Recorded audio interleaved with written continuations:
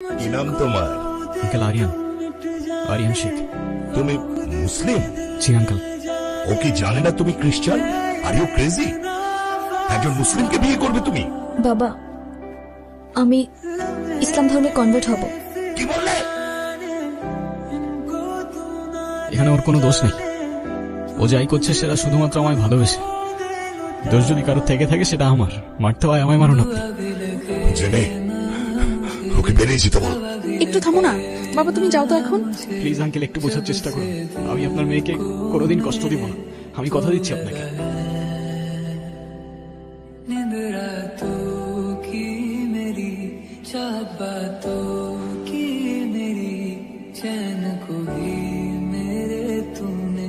আসসালামু আলাইকুম। ওয়ালাইকুম সালাম। ওই দিন আর কে কে ছিল তোর সাথে? ভাই আমি কিচ্ছু জানি না ভাই, বিশ্বাস করেন ভাই। Last chance. কে কে ছিল? স্বাগত, কিন্তু এবার আর কিছু লুকানোর চেষ্টা করলে তৃতীয় জীবন পাবে না। এখানেই আলবিদা। মাফ করে দাও মানে? 4টা বছর পরে সে এখন তুমি মাফ চাচ্ছ? হাল ছেড়ে দিচ্ছ? তো আমি আর কি করবো, আমাকে একটু বলবা?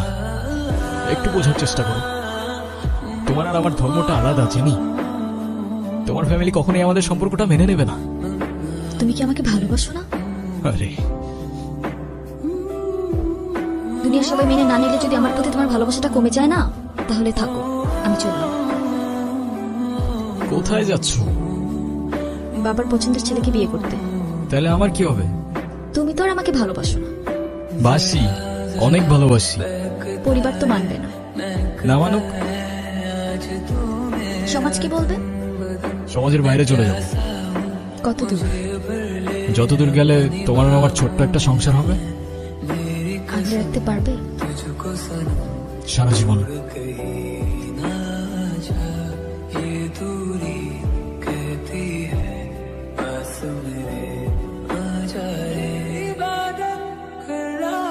হ্যাঁ বলো।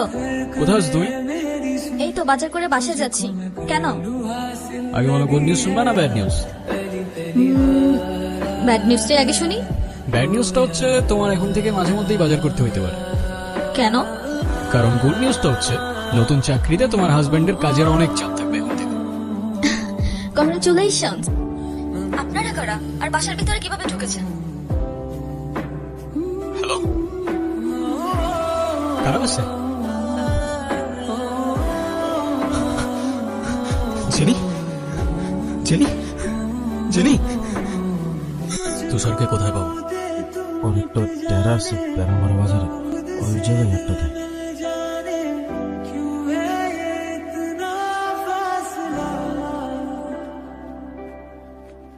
আপনাকে তো চিনতে পারলাম না।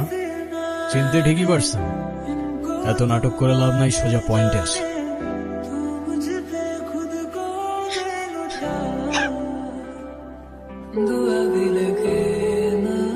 এতবার নিষেধ করার পর সিগারেটটা ছাড়তে পারলে না? তোমার মনে আছে? এই সিগারেটটার জন্যই কিন্তু আমাদের পরিচয়টা হয়েছিল। এই যে রাস্তা ধারে যে এভাবে সিগারেট খাচ্ছেন, আপনার কি লজ্জা শরম কিছু নাই? আবার বেহার মতো সেই অন্যের মুখের দিক মারছেন। আপনার জন্য যার ফুসফুসটা নষ্ট হলো সে দায়ভার কে নেবে? আরে আপা, এইটুক দুয়ে যদি আপনার ফুসফুস নষ্ট হয় তাহলে আমার বন্ধু তো ফুসফুসই নাই। আপনার বন্ধুর তো ফুসফুস কিডনি কিছুই নাই। থাকলে কি এত বড় কাজ করার পর এইভাবে বসে থাকতে পারতো? তো এখন কি করতে হবে? সরি বলে, এটা আবার আমাকে বলে দিতে হবে? এই আপা, এই আপনার সাহস তো কম না, আপনি কারে কি করতেছেন? সরি। তোর বন্ধু মাহিন্দ্রে কল দিতেছি, কথা বল। কি খুব ভাই? বলবি কাল সকাল 10টায় নদীর পাড়ে থাকতে। ভাই দেখ, তুই আমার পারিস না। তোর কি লাগবে ক, আমি তোরে দিব। তুই, তুষার আর টুটুল বাদে চতুর্থ ব্যক্তিটাকে, ওর বাপ দাদা খানদান পুরা বায়োডাটা আমার চাই। ভাই দেখ, আমি কিছু জানি না আর আমি কিছু করিও নাই। আরে আমি কিছু জানি না, আমি কিছু করি নাই সালা। সবার গানের একই সুর, সালা আমি বাদে পুরা দুনিয়াটাই নিষ্পাপ। তোর দুই বন্ধুকে ওপারে পাঠিয়ে দিছে। এখন সত্যি সত্যি বল, তোদের সাথে আর কে ছিল? তা নাহলে তোকেও তোর বন্ধুদের কাছে পাঠিয়ে দিব, ওরা তোকে খুব মিস করছে।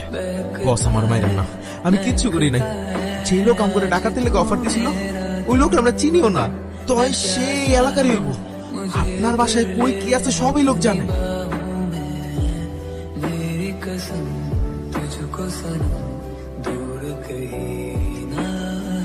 যে মানুষটুকু হায়নাগুলো জেনিকে আমার থেকে কেড়ে নিয়েছে না, ওদের আমি আমার নিজ হাতে শাস্তি দিয়েছি, শুধু একজন বাদে। কার কথা বলতেছিস? মুন্না। তোদের বাড়ি বলার ছেলে? হ্যাঁ, আচ্ছা তুই কি আমার বন্ধু অবস্থা? এত কিছু হয়ে যাওয়ার পর তুই আমাকে একটাবার জানানোর প্রয়োজন মনে করলি না? আমি তোকে এসবের মধ্যে জড়াতে চাই নাই বন্ধু। যাই হয় যাক না কেন, তোর এই বন্ধু তোর পাশে। বন্ধু মারা ওরে, শুট করা ওরে, শুট কর, মার ওরে। মারলে তো আগে তোরে মারতে হয় বন্ধু। তুই কি করতেছিস? তোর মারা ঠিক আছে? দেখ তো চেহারাটা কমন পড়ে কিনা।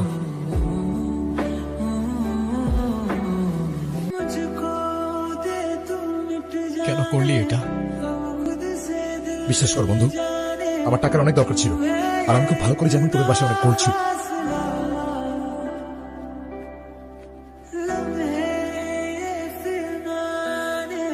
সব তো পেয়েই গেছিলি না, তাইলে জেনে রে কেন মারলি? আপনারা কারা? বাসার ভিতরে কিভাবে ঢুকেছেন? জনিভা, তাহলে এখন কি করবি তুই? আমার মারবি? তাহলে শুট কর, আমরা তোর বন্ধু। নারে আসুস কেন, মাইনে ফেলা আমারে। তোরে আমি এত সহজে মারবো না।